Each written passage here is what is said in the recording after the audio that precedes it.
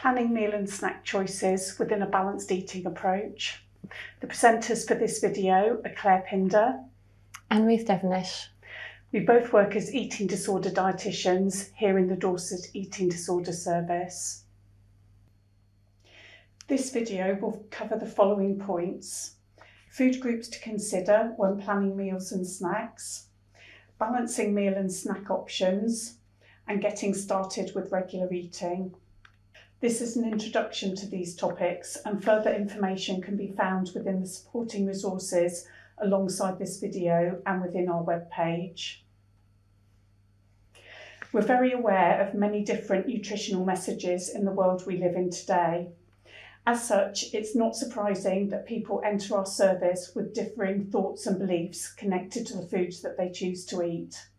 Having an eating disorder can add an extra level of complexity to this.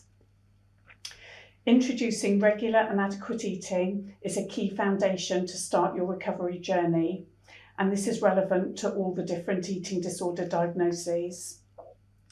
We want to provide you, together with people in your support network, with clear nutritional information to begin to help you regain your confidence with eating and help you feel more empowered. In our service, we use a food pyramid educational guide to explain balanced eating messages. This pyramid is based on the REAL food pyramid, first developed in Australia, with REAL standing for Recovery from Eating Disorders for Life food pyramid. We're going to go through the different sections to give recommendations for health and then explain how these can be used practically to support you in planning meal and snack options. Information on the role and importance of each food group will not be covered specifically during the video, however can be found within our supportive resources. Starting at the base of the pyramid is information on fluid. Just as food is essential to health, fluid maintains hydration and is also essential. A good guide is 6 to 8 drinks over the day, for example including a drink at each meal and snack time. The food groups in this main part of the pyramid we're going to focus on for planning meals and snacks day to day outside of a social occasion. Carbohydrates. This includes breakfast cereals, rice, pasta, noodles and potatoes. We'd recommend including a carbohydrate portion at least at each meal time. This includes breakfast, lunch and an evening meal. Carbohydrate food options are also great snack choices, which we'll show you later on. Calcium foods. This food group includes milk, yogurt, cheese and non-dairy alternatives such as soya milk. We recommend aiming for at least 3 portions a day. This can be part of a meal or snack, for example a pot of whole milk yogurt or a custard pot or 2 cheese slices in a sandwich or a glass of milk. Fruit and vegetables. This includes all fruit and vegetables, dried fruit, fruit juices and smoothies. As part of balanced eating, this includes up to 5 portions a day, incorporated into some meals and some snacks. Oils and spreads.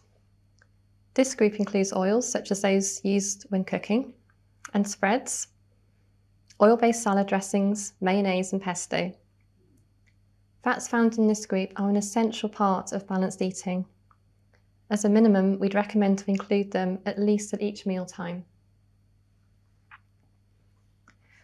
Protein foods.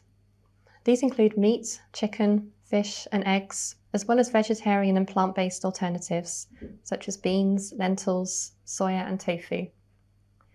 We would recommend including at least 2 to 3 portions a day, for example as part of a lunchtime and evening meal. These can also be included as snacks such as nuts and hummus with crackers or vegetable sticks. Desserts and snack foods with fats and sugars. Foods within this group include ice cream, crisps, biscuits, cake and chocolate to name a few. This group is very much part of balanced eating. For this reason, we recommend including them at least once a day as a starting point. Social eating is part of the food pyramid, as it emphasises that eating is not just focusing on physical health, but also an important part of our social and emotional well-being. If you're listening to this and at the very start of your journey, this is unlikely to be your first priority to focus on. However, at a stage that you feel ready, working towards this will be an important part of the recovery journey. Diet foods and fillers. This section includes items such as diet drinks, for example, cola and energy drinks, diets or low-fat yogurts, light or sugar-free desserts, large servings of fruit and vegetables. These are not recommended during recovery journeys. In this next section, we're going to look practically at how to plan meals and snacks using the information in the food pyramid. The food pyramid gives us one way of supporting balanced eating, and many people find this a useful starting point.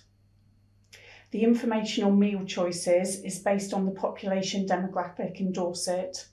However, we encourage you to adapt this to your family's eating routines and cultural needs. We're going to provide information on balancing 3 meals: breakfast, lunch and evening meal. We'll then introduce information on the inclusion of 3 snacks: mid-morning, mid-afternoon and one before bed. A good starting point when planning and portioning meals is to visually divide your serving plate into thirds. You can see the food groups that breakfast can represent.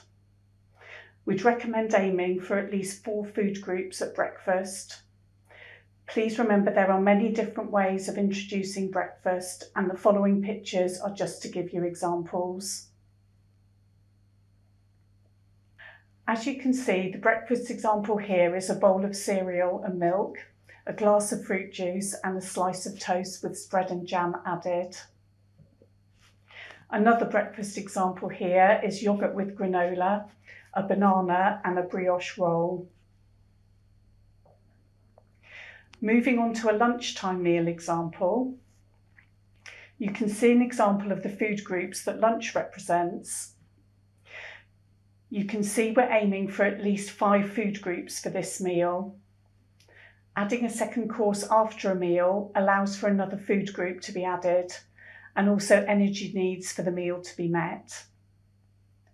The lunch example here is an egg mayonnaise sandwich, kiwi fruit and a pot of yogurt.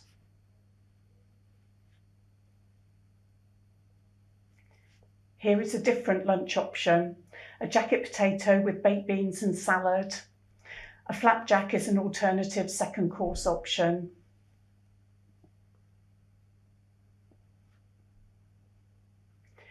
The main meal is the last meal we consider.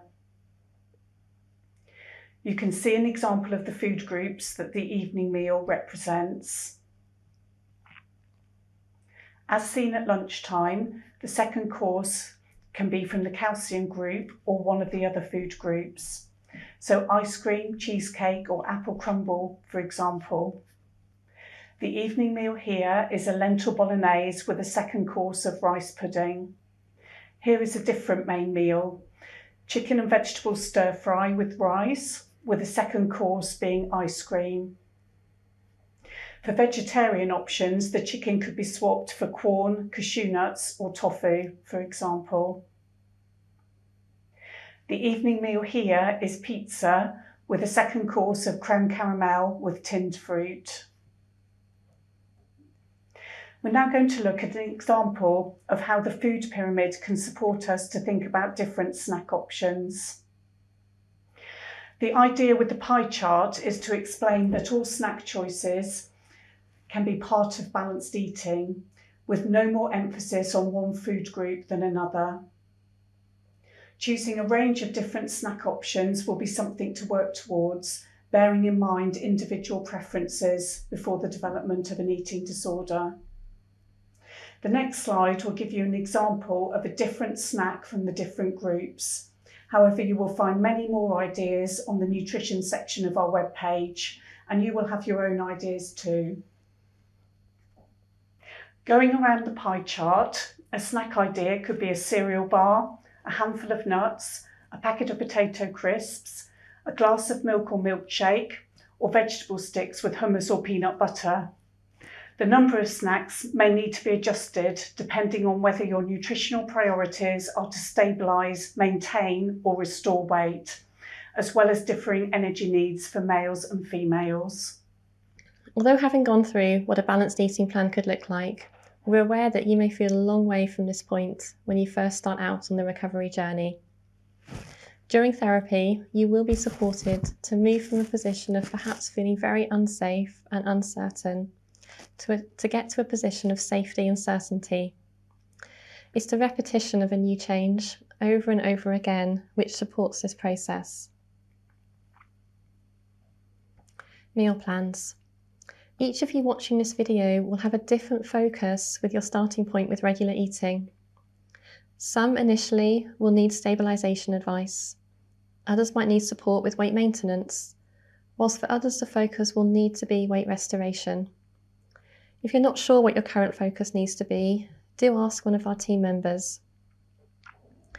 What is a consistent recommendation throughout the meal plans is the regular eating we have gone through. Meal example plans and further guidance can be found on our eating disorder webpage and are available to view and print.